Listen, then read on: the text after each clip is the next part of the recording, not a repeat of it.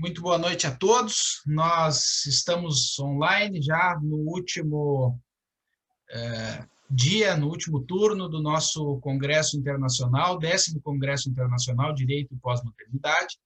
Gostaria de saudar a todos os nossos alunos, egressos, colegas da advocacia, colegas professores. Saudar de um modo muito especial o nosso ilustre convidado da noite de hoje, Dr. André Batoca, diretamente de Portugal. Agradecer também ao nosso querido professor Lúcio Almeida, que participa desse painel da noite de hoje na condição de mediador, ladeando aí o doutor André Batoca. Eu não vou me alongar, porque a noite é do palestrante do nosso mediador, e desde logo vou passar a palavra para o professor Lúcio para que faça a apresentação das credenciais do nosso palestrante da noite de hoje, desejando a todos vocês um excelente congresso. Um abraço, até logo mais. Boa noite a todos e a todas. É uma grande alegria ter aqui a presença do professor Guilherme, do professor André Batoca. E antes de mais nada, dizer para todos que estão nos ouvindo que a pandemia, felizmente, ela acabou revelando a importância do direito administrativo, sobretudo aos temas relacionados aos poderes da administração, poderes de polícia, o impacto que teve nos contratos administrativos e licitações. Logo, nesta noite, nós teremos a oportunidade de falar a respeito dessa repercussão no âmbito do direito administrativo com o doutor André Batoca. O doutor André Batoca é um especialista em Portugal, advogado na RSA, Sociedade de Advogados, em Lisboa, Portugal, mestre em Direito pela Faculdade de Direito de Coimbra, na Universidade de Coimbra, e formador profissional de entidades públicas e privadas. Além disso, um competente parecerista. Então, o doutor André Batoca, sob dispõe do tempo, o senhor entender mais adequado, de 30 a 45 minutos. Seja bem-vindo. Muito boa noite a todos. Antes de mais, os meus agradecimentos ao professor Guilherme Silva, ao professor Lúcio Almeida e também ao professor Maurício Zanotelli pelo convite, pela oportunidade e, obviamente, os meus agradecimentos à Faculdade de Dom Bosco e também os meus parabéns por esta iniciativa que espero, na minha humilde contribuição, possa dar um contributo que, nesta fase em que nós estamos a atravessar, nós, a nível global, e em especial na realidade de Portugal, como disse bem o Dr. Lúcio Almeida, o direito administrativo, a atuação dos particulares, a atuação da administração pública tem sido essencial no equilíbrio e na defesa também dos direitos, liberdades e garantias. Eu vou procurar fazer uma breve apresentação, realçando em primeiro lugar aspectos essenciais da evolução da atuação em Portugal e da legislação que foi aprovada, inclusive hoje é uma data importante em Portugal, como já irei explicar mais à frente, e também, mais em concreto, realçar alguns pontos importantes que foram objeto de intervenção intervenção legislativa por parte do Estado português, desde março até à presente data, e que tem condicionado a atuação dos particulares na sua relação com a administração pública. Eu vou desde já partilhar aqui a minha apresentação em PowerPoint, que vai servir de base para esta palestra, procurando também esclarecer alguns pontos e, obviamente, no final da palestra estarei ao dispor para qualquer questão.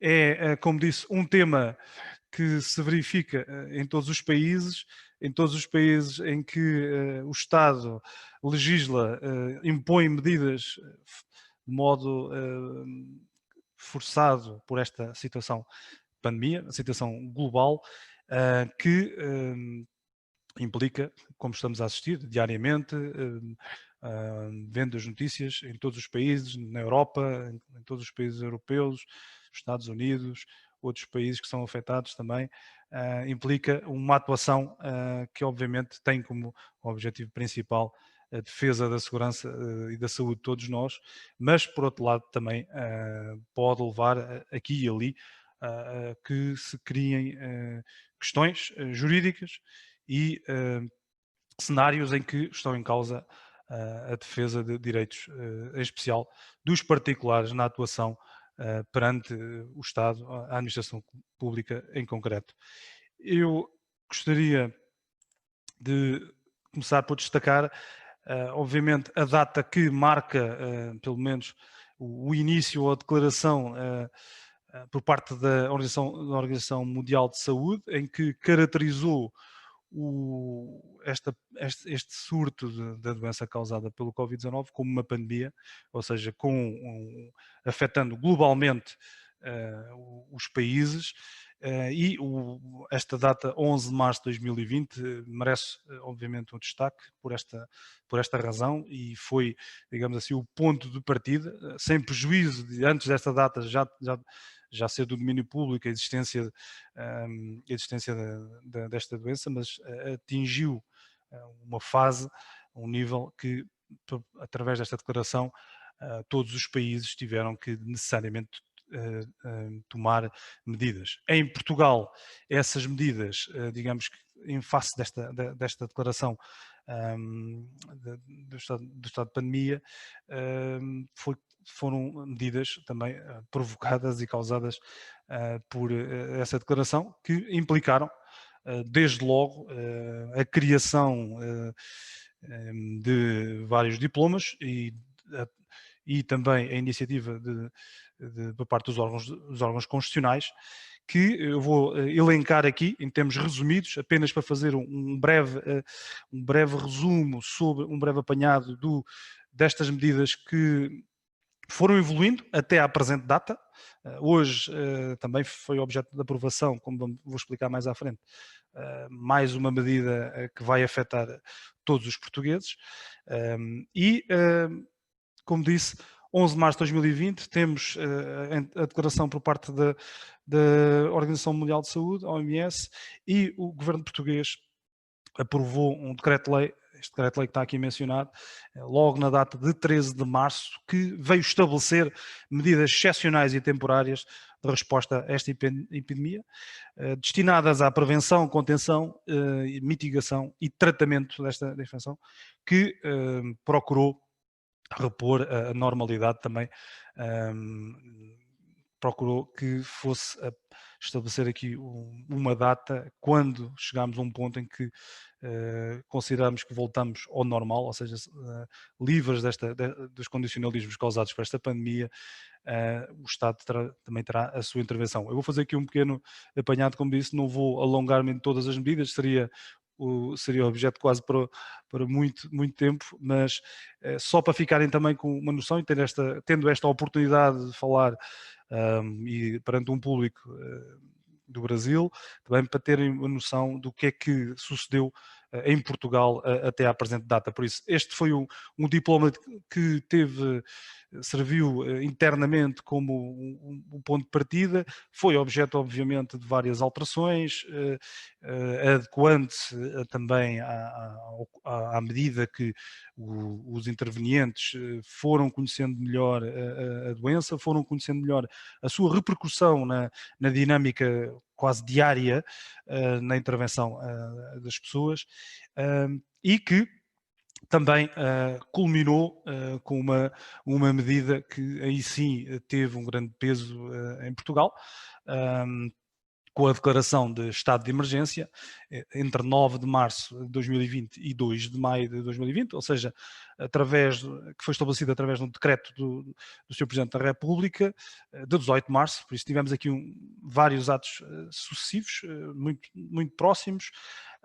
Este ato teve duas renovações em abril que prolongaram no tempo este estado, que tem como limite máximo 15 dias e foi sendo prorrogado até 2 de maio, e foi, digamos assim, o período em que em Portugal sentimos as medidas mais gravosas, com maior restrição de direitos, liberdades e garantias, obviamente que estando aqui assegurados vários direitos, mas do ponto de vista prático implicou que os cidadãos estivessem em recolhimento, em confinamento, implicou que todo o panorama da normalidade fosse alterado e também teve naturalmente repercussão na atividade económica, repercussão na dinâmica social, profissional, e tivemos que, se calhar, posso definir isso como descobrir um admirável mundo novo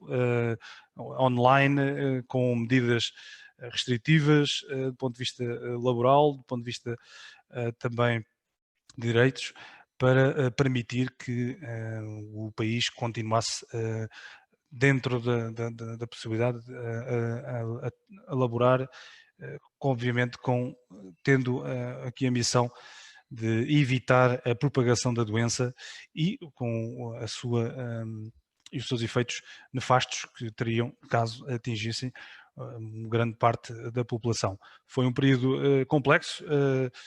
Pessoalmente foi um período que nunca tinha atravessado, pelo menos com tão forte restrição de direitos. Foi algo, do ponto de vista também como jurista e também como advogado, a atuação e o acompanhamento que tive de fazer quase diário também aos meus clientes, aos meus amigos, aos meus familiares, para conseguir também adequar e garantir o melhor aconselhamento em face destas medidas restritivas.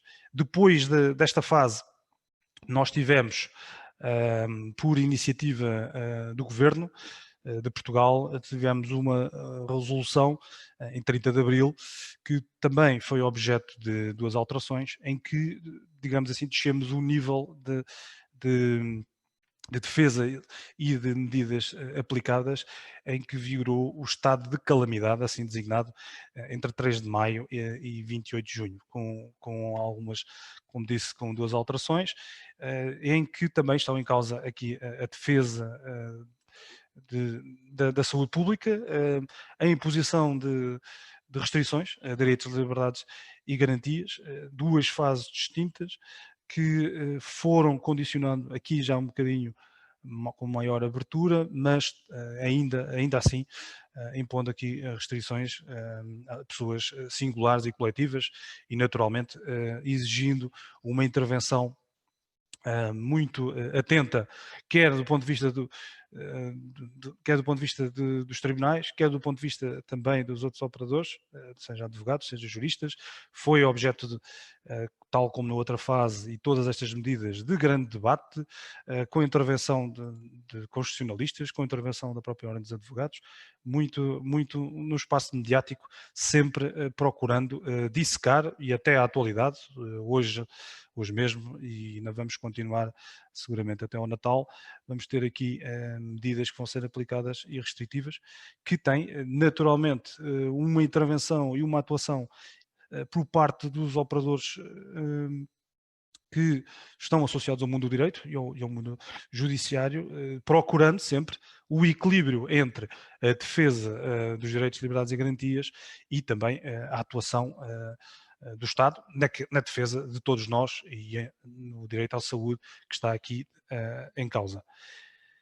Além desta medida, entramos também numa fase, através, mais uma vez, da iniciativa do Governo, em que tivemos aqui várias resoluções do Conselho de Ministros, vigorando situações de calamidade, contingência e alerta, com divisão por áreas geográficas de Portugal, com especial destaque para a área metropolitana de Lisboa, a área que agrega diversos municípios em redor de Lisboa, capital de Portugal, em que nessa zona, apesar essa zona existindo uma concentração de casos que condicionava a atuação de todos os cidadãos, implicou que o Estado tomasse essa iniciativa de reduzir as medidas nas outras áreas do país, mas manter aqui divisões e medidas concretas durante alguns períodos que foram sendo alterados e que vigoraram entre 29 de junho e 31 de agosto. Tivemos aqui limitação também de direitos, chegámos ao ponto de ter municípios que estiveram, em que os cidadãos estiveram impedidos de circular, ou seja, entre diversas áreas do território, dentro deste perímetro, de modo a evitar que pudesse aumentar a propagação do vírus. Continuando aqui o nosso percurso temporal, quase até até à atualidade, tivemos muito recentemente uma resolução do Conselho de Ministros, em 14 de outubro, que veio declarar a situação de calamidade em Portugal, com efeitos até dia 31 de outubro de 2020, ou seja, voltámos aqui a um estado, digamos assim, ao segundo estado mais grave para impor a limitação de direitos, em face do aumento do número de casos, uma situação que está a acontecer um pouco toda a Europa.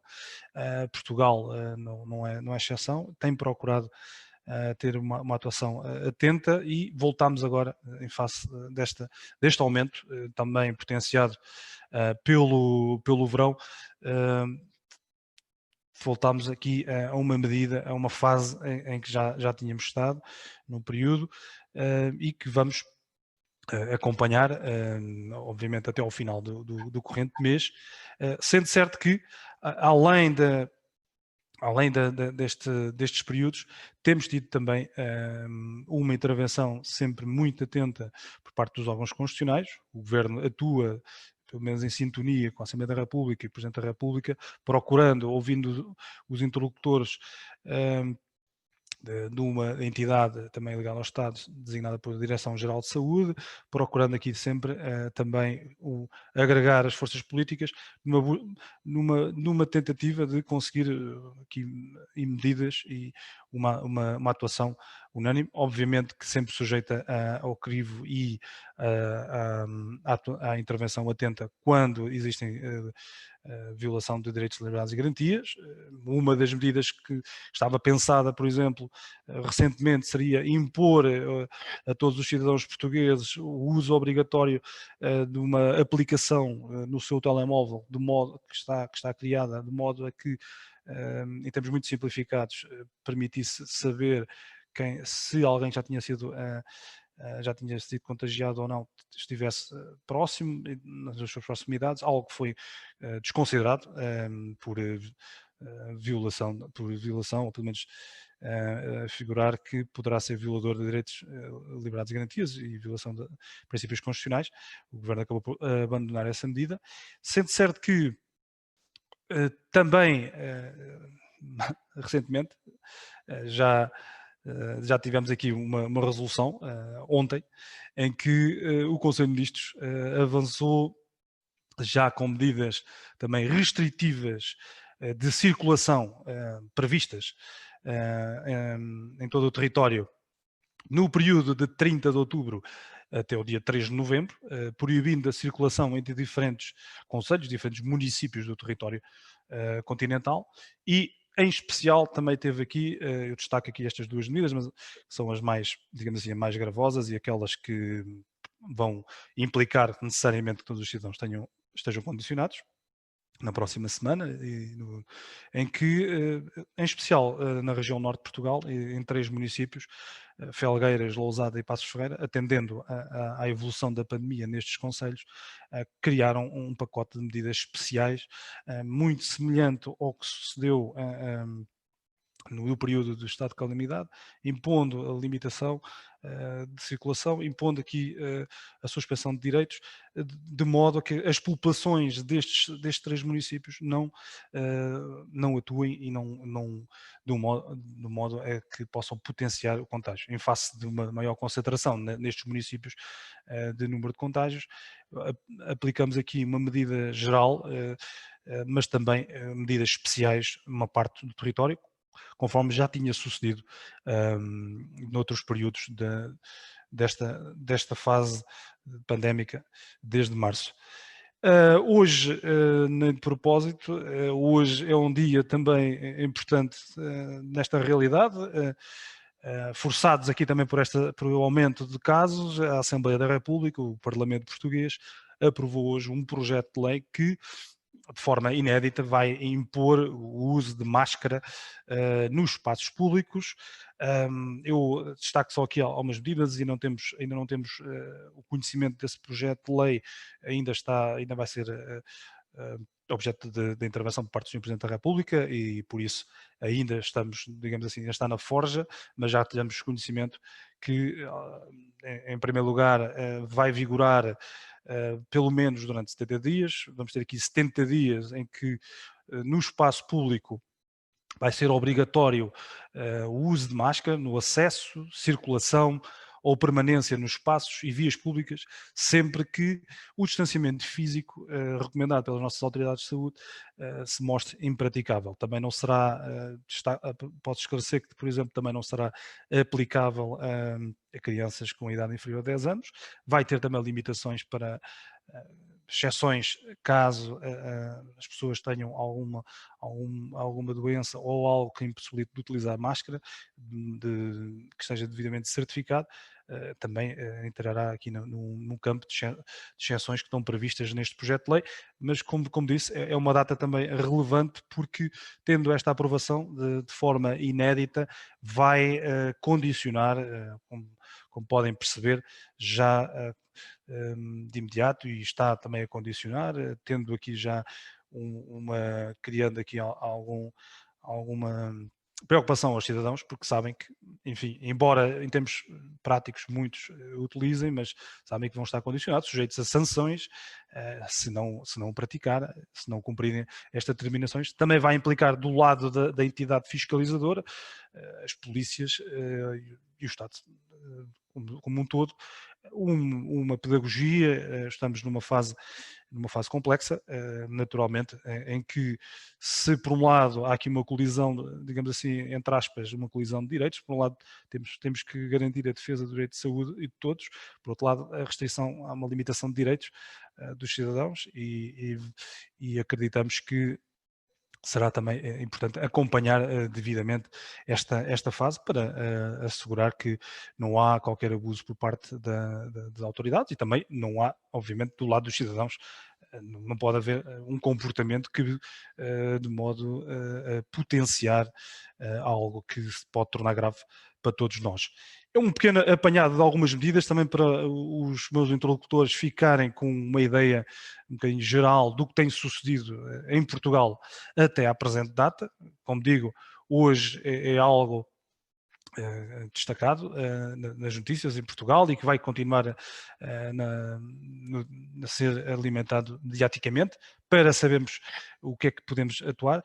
Eu, depois deste pequeno apanhado, gostaria só de destacar também algumas medidas que foram sendo criadas e aplicadas no âmbito e no período da pandemia, mais associadas ao direito administrativo, também um pouco ao direito fiscal, ao direito tributário, em que, devido a esta situação que estamos a atravessar, o Estado se viu forçado aqui a impor algumas medidas essenciais.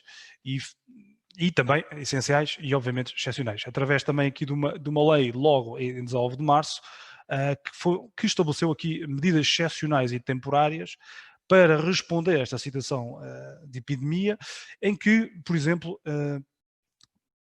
para os advogados, para os intervenientes, para tudo, nos tribunais, para a administração pública, para todos os cidadãos, obviamente, quando estava em causa aqui uma intervenção excepcional, criou-se logo um regime específico que abrangia vários aspectos. Eu vou destacar aqui um aspecto relativo a prazos e diligências, com uma suspensão imposta por efeito desta lei, que determinava que os prazos e diligências estariam suspensos até uma data que fosse definida por outro decreto-lei, ou seja, por outro diploma legal que estabelecia o final dessa situação excepcional. Por isso entramos aqui numa fase de suspensão de prazos e de diligências. Vamos ver alguns aspectos com relativo pormenor. Os prazos, por exemplo, relativos à prática de atos por particulares em quaisquer procedimentos administrativos ficaram suspensos até à cessação dessa situação excepcional causada pela doença Covid. Por isso houve aqui um regime geral de suspensão de todos os prazos, até a nível judicial, de modo a evitar que a lesão de direitos que estivessem em causa. Por outro lado,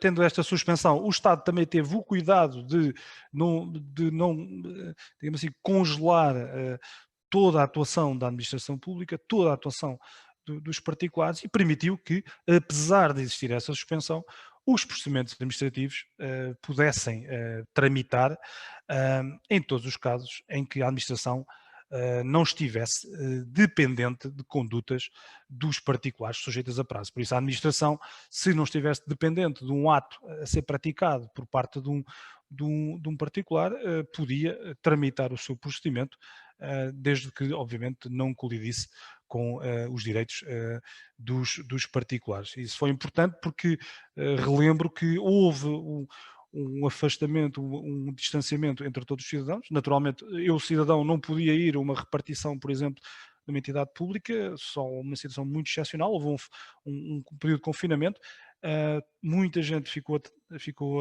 e cerca de 50 mil funcionários públicos estiveram em casa, em teletrabalho, mas podiam continuar a tramitar os processos, desde que não existisse essa violação.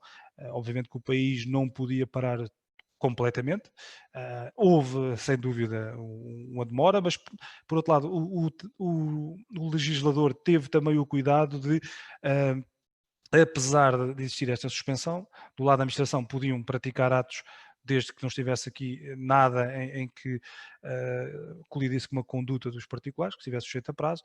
Do lado dos particulares, do lado dos administrados, a suspensão dos prazos também não impedia que eles atuassem, ou seja, não ficassem a aguardar pela iniciativa da administração e podiam adotar condutas ou praticar atos de modo a provocar ou suscitar a intervenção da administração. Isto, como disse, sempre para tentar, dentro dos mínimos possíveis, que os processos fossem tramitando e evitando assim que também que a situação de suspensão colidisse ou implicasse uma grande demora na resolução dos temas por parte da administração. Também o legislador teve a preocupação de estabelecer uma publicidade de evocar um justo impedimento enquanto fundamento para um incumprimento de prazos perante a administração pública, ou também, digamos assim, no mínimo para solicitar uma prorrogação desse prazo. O Estado português também teve o cuidado de permitir que os títulos mantivessem os seus prazos, mesmo após o decurso do prazo de vigência, ou seja, se nós estávamos impedidos de ir a um serviço da administração pública, porque o nosso título, o nosso cartão de cidadão, a identificação estava caducado, por lei, esse prazo, a sua validade, seria prorrogado, não ia ser considerado expirado. É algo que ainda estará em vigor até 31 de março de 2021, ou seja, tiveram logo o cuidado de estabelecer aqui uma data bem distante para assegurar que a utilização desses documentos, que, como sabem, muitas vezes estão dependentes dessas validades, não tivessem um efeito decorrente da ultrapassagem, ou pelo menos da expiração deste prazo. Também, do lado da administração, houve aqui uma intensificação da utilização dos meios eletrónicos para a comunicação entre a administração pública e os particulares. Dentro da administração pública, o Estado tem adotado e tem dado preferência para estabelecer aqui o regime do teletrabalho, para os trabalhadores da administração pública conseguirem manter aqui a sua ligação quase diária com os diversos organismos do Estado português. Houve também o cuidado de condicionar ou adequar a participação dos membros de órgãos colegiais, de entidades públicas, nas respectivas reuniões. Relembro, estivemos em confinamento, estivemos afastados, os órgãos, os municípios, outras entidades públicas e os órgãos colegiais tinham que funcionar. Foi estabelecido que podiam fazer essas reuniões através de meios à distância, com a devida validade, de modo a garantir o seu funcionamento e também a assegurar que não havia aqui nenhum problema de questões de quórum e que afetasse no limite a legalidade das deliberações. Outras medidas existiram, eu procurei aqui destacar algumas, também no âmbito do regime da contratação pública, que é algo que está sempre associado ao Estado, mesmo em situação de excepcionalidade. O Estado teve o cuidado de criar logo um regime excepcional para simplificar os procedimentos. O hospital que tem que adquirir máscaras, o hospital tem que adquirir material, diverso material, ou criar aqui algo e mecanismos muito céleres. As entidades públicas tiveram naturalmente todas a adaptar-se a esta nova realidade, seja do ponto de vista dos trabalhadores, seja do ponto de vista da dinâmica e também dos recursos perante os particulares. Por isso, o regime que permite em Portugal, com base no chamado Código dos Contratos Públicos, através de diversos procedimentos que estão estabelecidos, foi também objeto de alteração para assegurar aqui uma celeridade e regimes excepcionais, e também com o cuidado de afastar a suspensão nestes procedimentos da regra geral de suspensão dos prazos procedimentais, sendo certo que já na data a partir de 7 de abril de 2020, esses prazos voltaram a correr normalmente. Mas houve também aqui esse cuidado, naturalmente, estando em causa entidades públicas que não podem parar, não podem deixar de servir os cidadãos, tiveram que criar também um recurso excepcional para permitir que as entidades continuassem a obter e a estabelecer concursos, ter ajustes diretos para assegurar a sua dinâmica diária. Digamos, para além disto, entramos aqui numa fase até maio. Em maio houve um aligerar das medidas legais, pensou-se logo e estabeleceu-se, digamos assim, uma dinâmica pós-Covid, já não sujeitos ao estado de emergências, não procurando também, procurando aliás um regresso dentro do possível à normalidade, e obviamente que uma das primeiras medidas foi pensar logo na cessação da suspensão dos prazos judiciais e administrativos a partir de 3 de junho. O país esteve nessa dinâmica com as devidas exceções, mas esteve basicamente parado em termos procedimentais e judicialmente também dentro desse período, de março a 3 de junho. Obviamente que nos casos urgentes tramitaram normalmente e assim tinha que ser, para não haver lesão de direitos, liberdades e garantias. E o legislador também teve, em maio, a preocupação de criar um regime transitório, sendo certo que se os prazos estiveram suspensos, também era importante perceber o que é que acontece do ponto de vista prático àquele período temporal e àqueles prazos que estiveram até então suspensos. Então o legislador em Portugal, eu vou dar-vos essa nota, teve o cuidado, num ponto de vista muito simplificado, criar aqui um regime transitório. Se os prazos estiveram suspensos e esses prazos estavam previstos inicialmente terminar no período do regime de suspensão, o legislador criou uma norma específica e disse que esses prazos iam considerar-se vencidos no 20º dia útil posterior à entrada em vigor desta lei, ou seja, 20 dias úteis após dia 3 de julho. Isto seria também um regime transitório importante. Eu vou dar só aqui uma nota muito sinteticamente, porque obviamente é uma dinâmica apenas na nossa realidade interna no âmbito do direito administrativo, mas apenas para ficarem com esta noção que houve aqui a preocupação, por um lado, tivemos que assegurar esse mecanismo para suspensão dos prazos, por outro lado, pensar logo o que é que vai suceder àquele prazo e àqueles prazos que se venceram, isto impondo aqui estas regras, estes regimes transitórios, regras específicas para evitar, obviamente, que no limite os cidadãos perdessem ou vissem aqui diminuídos os seus direitos. Por exemplo, outra das regras, os prazos que se venciam entre 3 de junho e o 25º dia útil, ou seja, à entrada desta lei, que foi dia 3 de julho, os prazos entre 3 de junho e 3 de julho seriam considerados vencidos nesta última data. Por isso, tivemos aqui vários períodos temporais para ter em conta em face daquela suspensão que existiu. Claro está que se tínhamos um prazo que iria vencer-se após todo este período transitório, toda esta suspensão foi estabelecida, o legislador veio, obviamente, manter-se, o prazo iria considerar-se vencido na data inicial. Teve também aqui o cuidado de excepcionar a aplicação destas regras no âmbito das fases administrativas dos processos de contornação, que se destinam a sancionar o regime contradicional e no limite leva à aplicação de coimas sobre os particulares quando atuam perante a administração. Teve aqui o cuidado de excepcionar a aplicação deste regime transitório.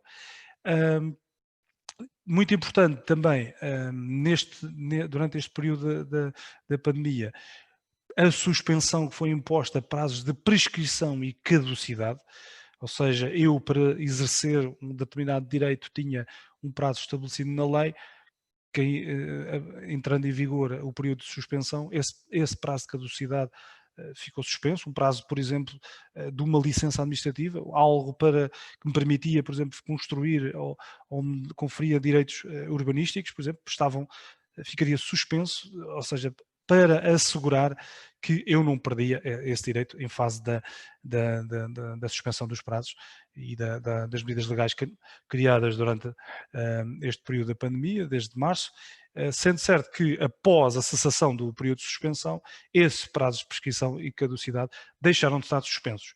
O que é que sucede a esse período de tempo? Ou seja, são estes prazos alargados pelo mesmo período em que tiveram suspensos. O legislador teve esse cuidado para não conferir, por um lado, não quis que os cidadãos perdessem esses direitos. Os cidadãos também do lado da administração, também há prazos a correr a favor da administração.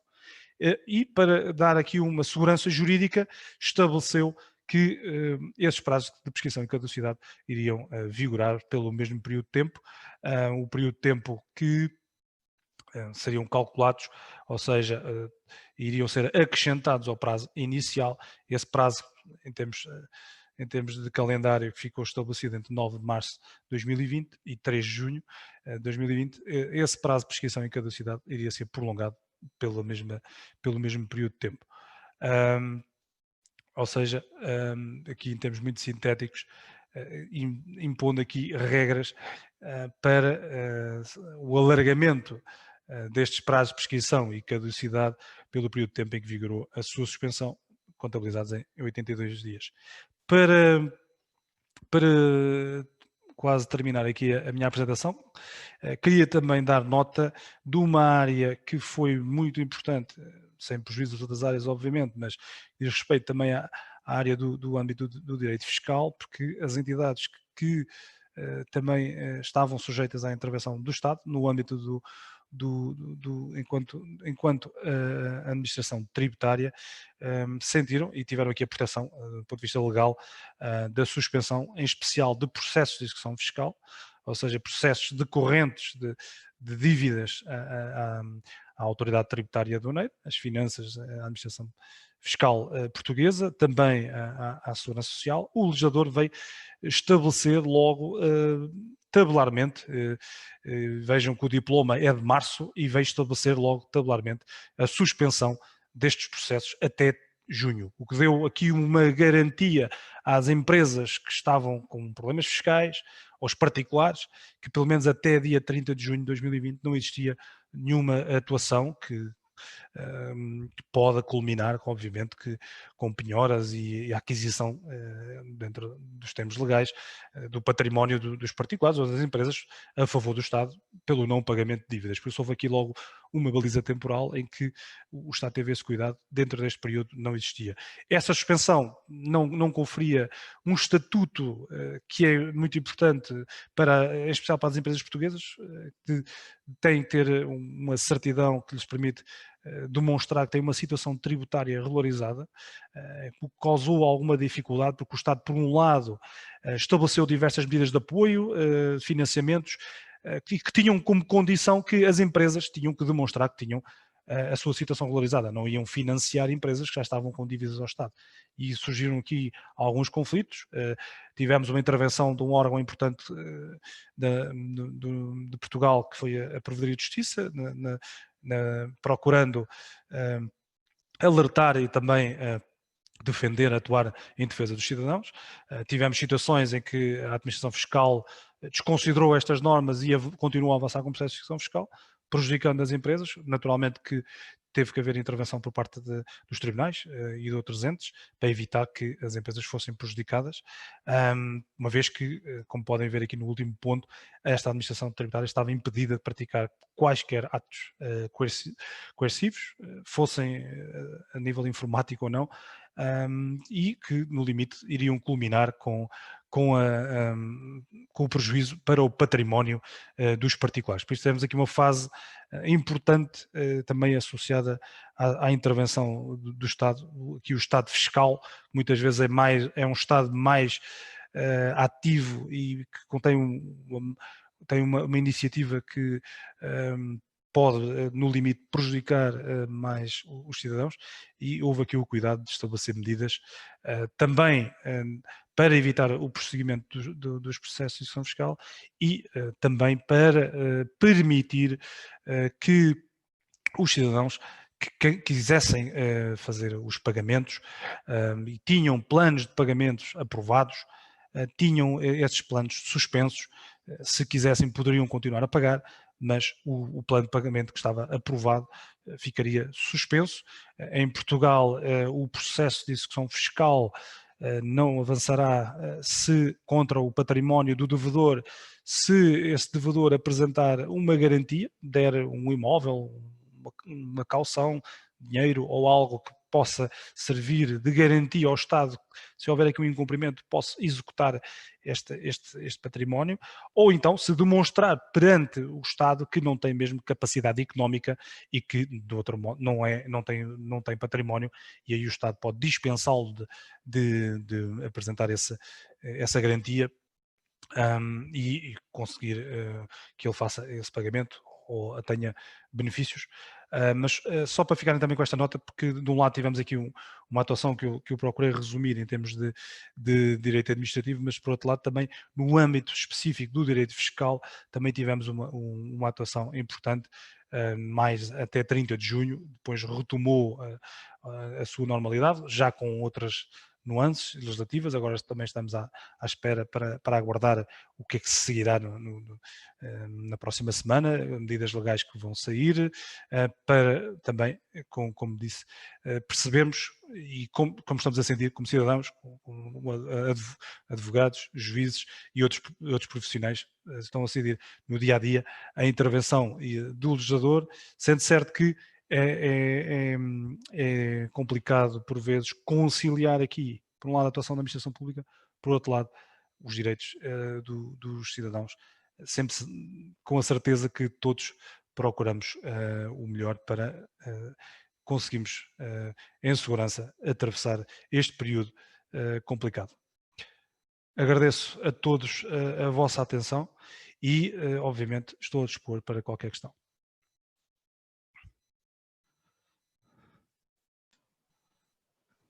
Doutor André, está me ouvindo?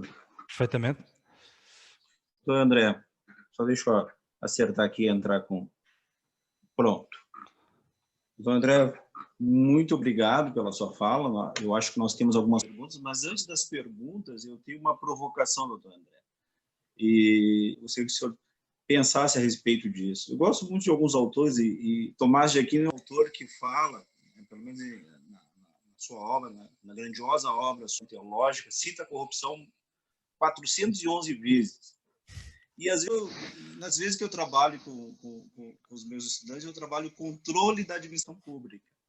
E o controle da administração pública se dá de duas formas aqui no Brasil. Um controle interno, que passa pela ideia de autotutela da administração, que a administração realiza o controle de si mesma, e uma ideia de um controle externo, correto? Nós ficamos no Brasil bastante estarrecidos, porque durante a pandemia nós tivemos diversos casos, né, escandalosos de corrupção na gestão da pandemia. O controle da administração, no que diz respeito aos atos praticados durante a pandemia, né, revelou, né, diversos casos de corrupção. A minha pergunta é, em Portugal, deu-se algo parecido do que está ocorrendo aqui no Brasil? Ora bem, em Portugal, em termos... Eu posso não sou penalista, mas posso lhe dar um panorama.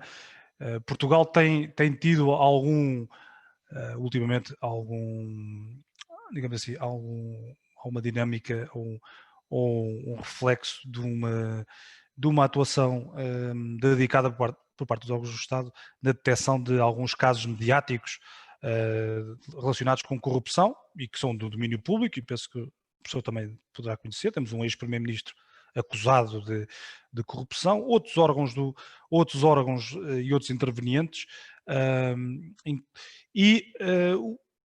mas digo-lhe que isso tem sido reflexo também da evolução das investigações, não é algo que constitua uma regra em Portugal.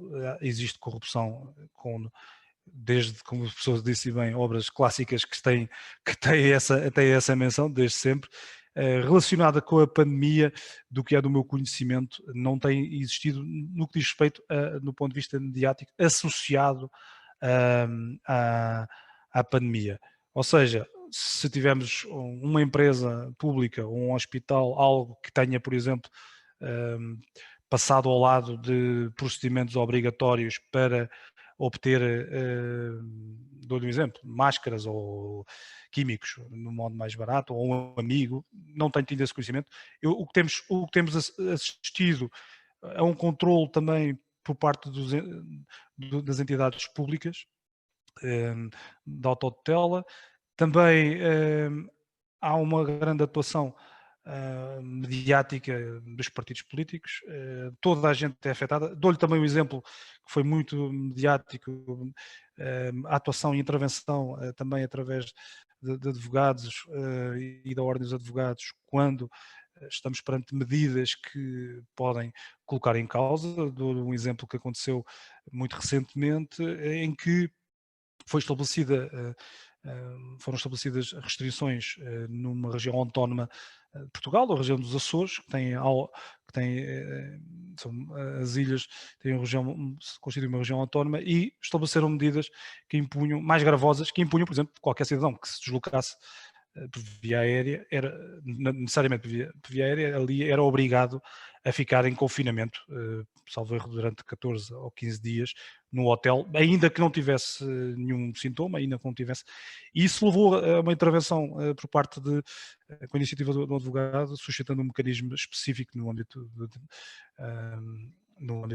perante um tribunal, chamado habeas corpus, considerando uma prisão ilegal, foi acolhido pelo tribunal e que levou até a questão até ao Tribunal Constitucional, e o próprio Tribunal Constitucional foi das medidas em fase de pandemia, veio pronunciar-se decretando a inconstitucionalidade sobre essa medida, que foi objetivamente muito limitadora, porque uma pessoa que não tinha um teste ou não tinha algo positivo, não tinha nenhum sintoma, não podia ser impedido de circular apenas por decreto e teria que ficar obrigatoriamente confinado. Foi algo que foi considerado violador da Constituição e o governo regional dessa região até alterou o diploma que tinha feito, considerou. Agora, Sr. Professor, considerando aqui o caso específico da corrupção, do que é do meu conhecimento, não temos tido nesta fase nada associado especificamente à pandemia, mas admito que se calhar, em função também do que vai suceder e como digo, os regimes excepcionais que foram criados de contratação pública, há muita polémica agora porque, digamos, um pouco à boleia do que está a acontecer, estas medidas legais que eu fui aqui elencando, o governo quer aproveitar para rever o Código dos Contratos Públicos, aligeirar os mecanismos de controlo e os juristas, grandes professores também universitários, administrativistas, vieram criticar fortemente essa iniciativa, que estamos num período crítico e o governo quer aproveitar aqui um bocadinho para aligeirar, até porque Portugal vai beneficiar de um financiamento, e aí de um financiamento comunitário, ou seja, da União Europeia, salvo erro, cerca de 45 mil milhões de euros, e aí sim há o receio, se o Estado já está a aligeirar as regras da contratação pública, a tónica da corrupção surge, porque se vamos aligeirar, eu posso escolher a empresa A, B ou C de algum amigo meu, ou de algum familiar, ou aqui alguma restrição, há esse receio, e isso pode abrir a porta, sim, a casos, mas como lhe digo, não é uma regra, são situações pontuais e felizmente o Estado e também os tribunais têm atuado em conformidade. É uma frase bastante comum em nosso meio aqui no Brasil, doutor André Batoca, que todo aquele que detém o poder tende a abusar desse poder. Quer dizer, é uma frase de Montesquieu que a gente utiliza muito aqui no nosso meio. Por isso eu lhe fiz a pergunta da importância do controle, no que diz respeito aos atos da administração, sobretudo em um momento tão delicado como é o momento da pandemia. Sem dúvida. E como eu disse na minha apresentação, houve aqui uma preocupação por parte eu digo, todos os juristas, advogados, magistrados. Em primeiro lugar, posso dizer, estávamos todos na expectativa, quando saiu o diploma para impor a suspensão dos prazos, e depois tivemos todos na expectativa quando é que a suspensão ia terminar, e houve sempre análises críticas, muitos textos, muito debate, sempre a preocupação de condicionar, porque do outro lado também estão juristas, legisladores no Estado Central, muitos deles são conhecidos, são colegas advogados, professores universitários. Houve sempre aqui uma preocupação de haver um controlo para não existir, lá está, um abuso de poder, e sempre que se sente isso, a dinâmica em Portugal tem sempre aqui uma iniciativa, por vezes também excessiva, posso dizer, quando há política misturada, há mais uma tentativa de retirar dividendos mediáticos do que propriamente uma preocupação sobre os direitos dos cidadãos. Mas eu quero destacar que, até como advogado, senti que houve uma grande preocupação sempre quase diária de acompanhamento, e eu também fiz isso perante a minha clientela e perante também os meus familiares, os meus amigos, perante as entidades administrativas, ter esse cuidado de evitar que fossem praticados atos que colocassem em causa e ferissem os direitos dos cidadãos. Muito obrigado, doutor André. Eu não sei se o professor Guilherme tem mais uma pergunta, mas aos nossos estudantes que estão nos ouvindo, né, doutor André, que possamos ter sempre o governo das leis. O doutor Guilherme está aí. Desculpa, Carlos Lúcio, temos perguntas no nosso chat. Eu não sei se devo formulá-las agora ou tu queres fazer alguma outra intervenção antes disso? Na verdade, é comentar com os estudantes que muitos querem se tornar delegados, juízes, juízas, né? É importante frisar para quem está nos ouvindo, nossos estudantes, que a ideia aqui de uma formação é a ideia de defender o governo das leis, e não o governo dos homens, né? Está lá na tradição aristotélica, mas que é importante a gente reforçar num congresso como este, que a gente teve hoje o privilégio de contar com o doutor André Batoca. Então, fique à vontade, professor Guilherme, para as perguntas. Muito obrigado, doutor. Pois não. Doutor André, a primeira pergunta da nossa colega, também professora, Roberta.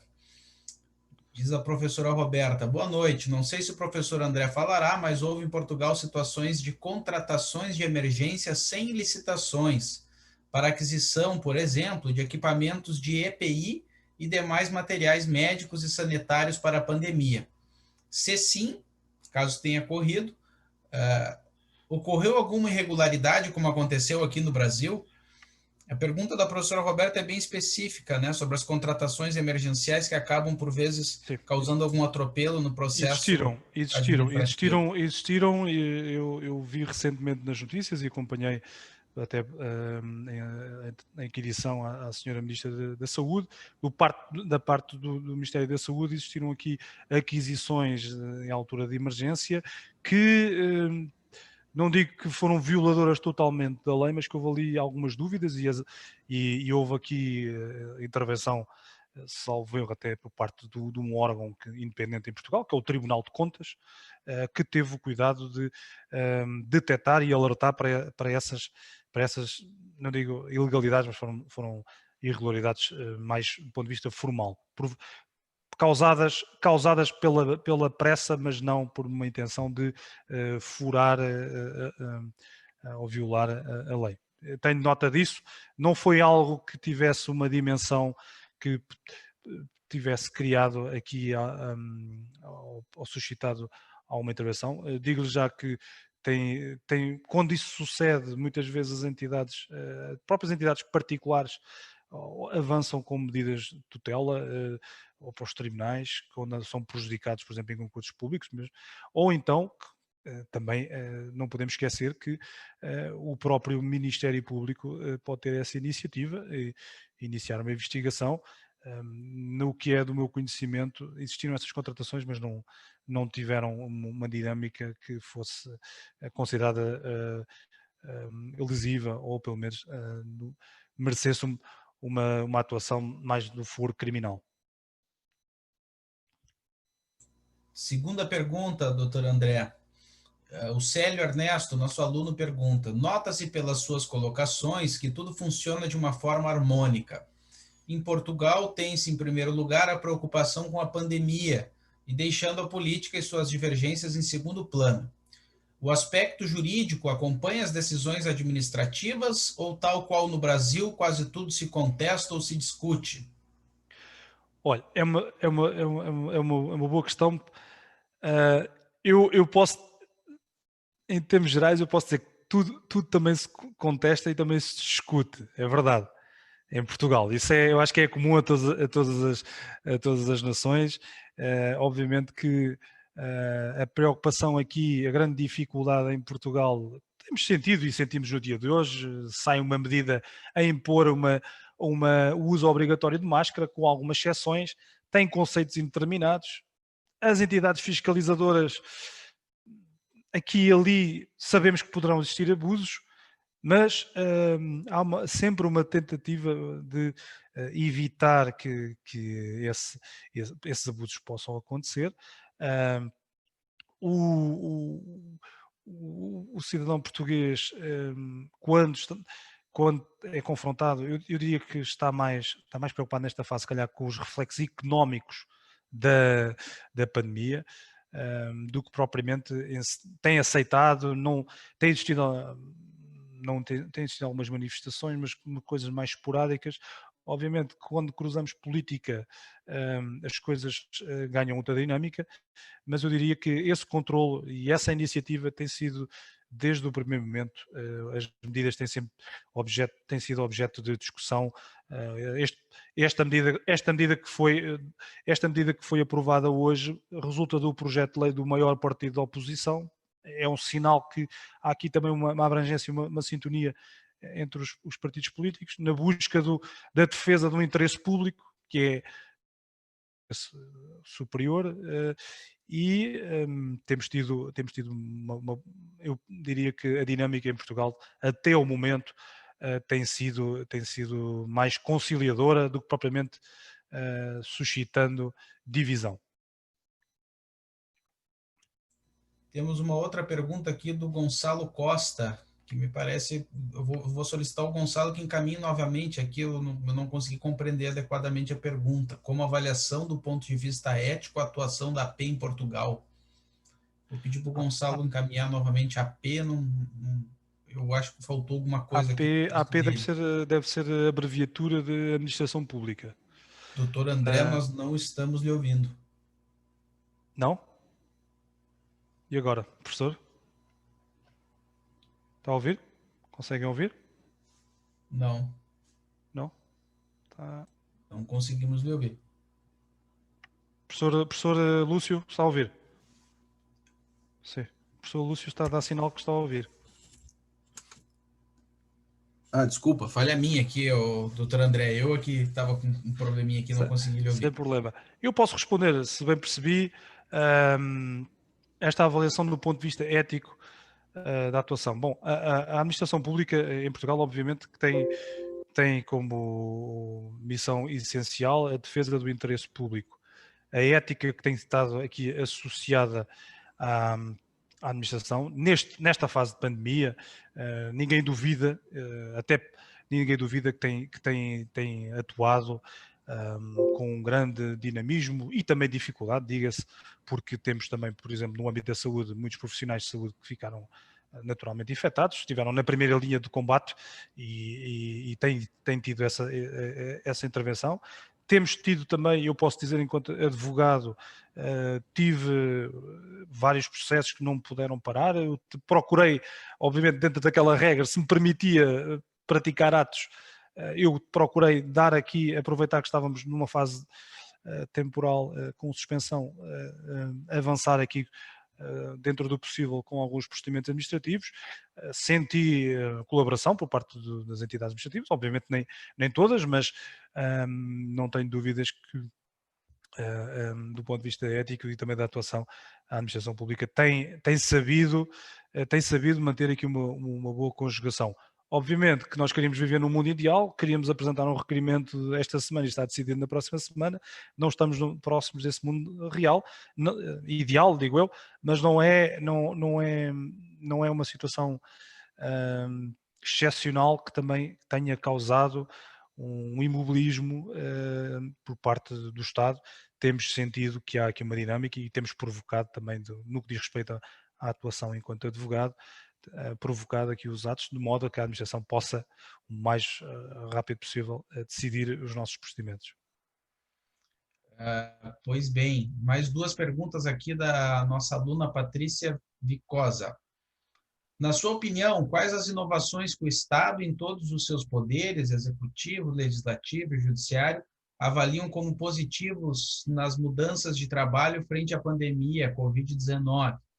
E uma segunda pergunta também da Patrícia. Como a administração pública atuou frente às prestações de serviços contratados em saúde, principalmente na negativa de cumprir no todo o objeto do contrato, levando em conta as restrições dos decretos quanto a prazos, notificações, etc. Bom, a primeira pergunta é muito pertinente, mas daria aso para só um tema de um congresso. Isso podíamos até fazer um congresso de direito comparado para saber em todas as áreas.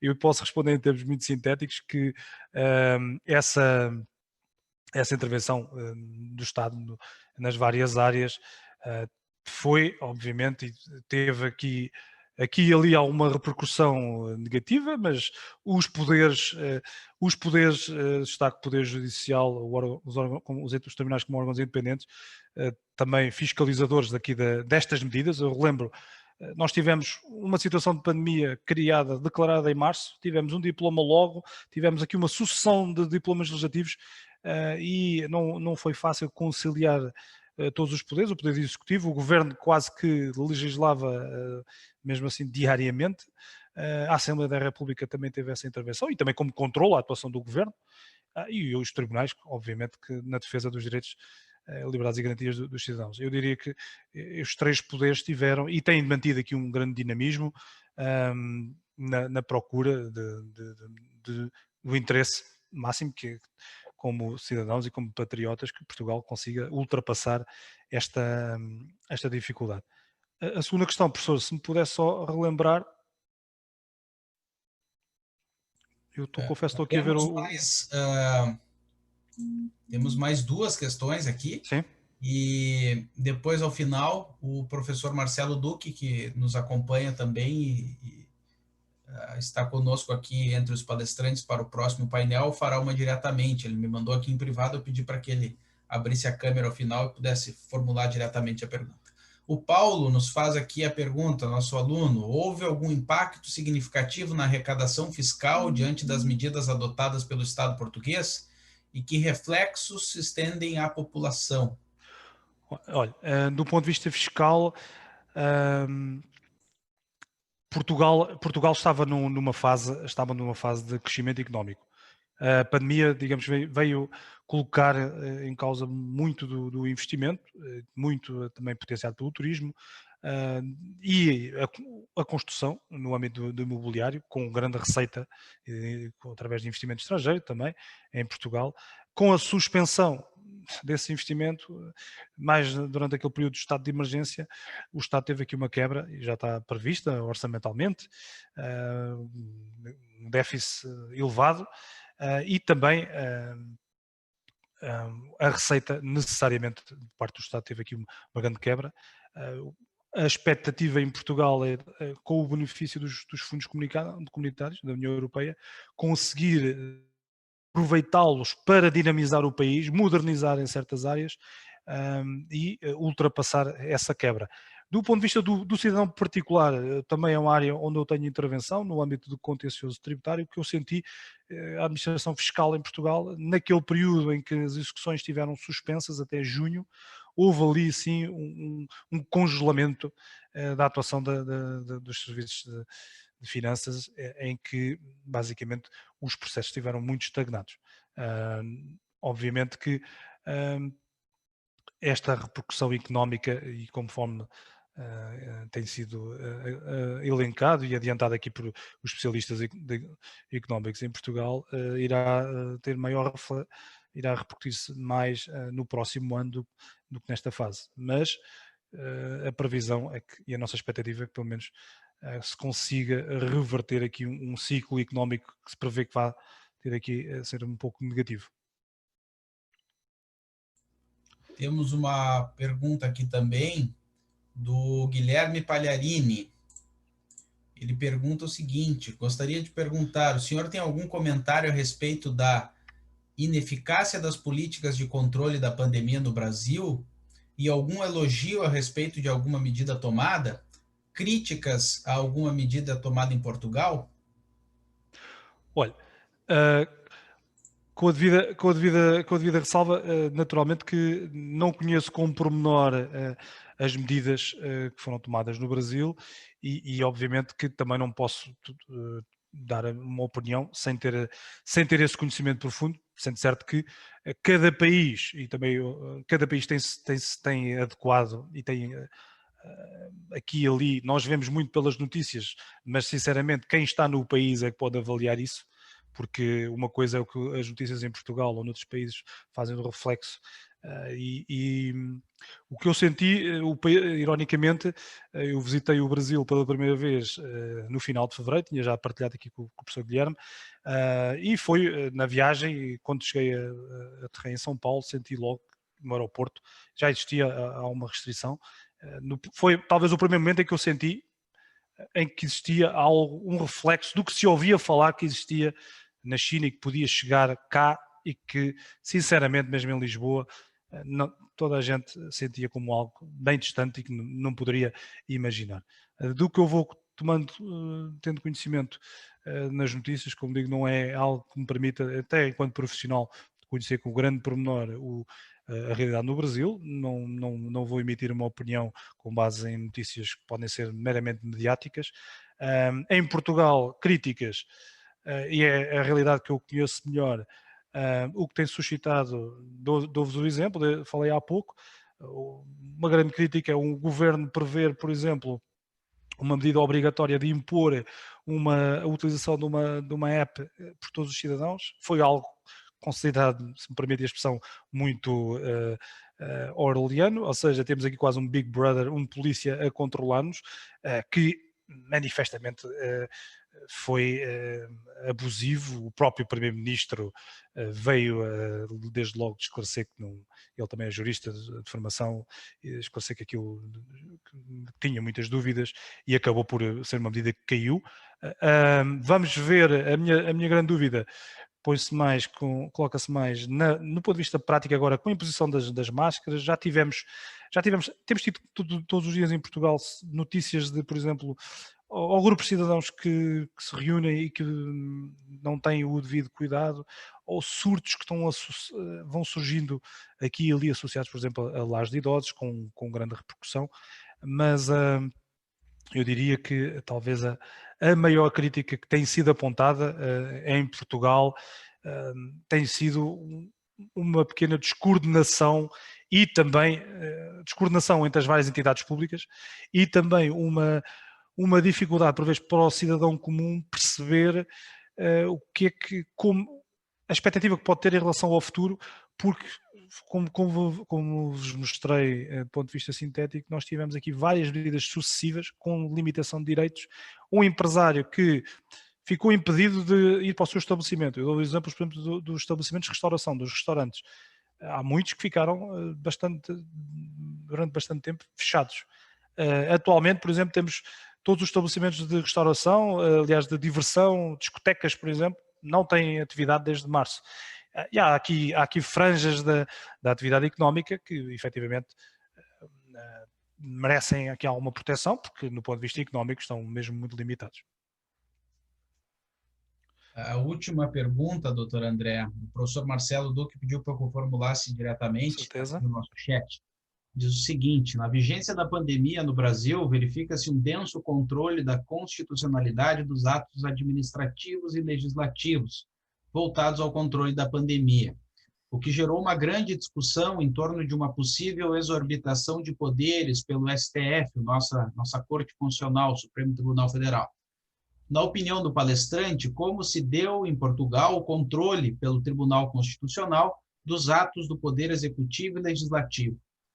Olha, é uma excelente questão. Eu dei aqui um exemplo.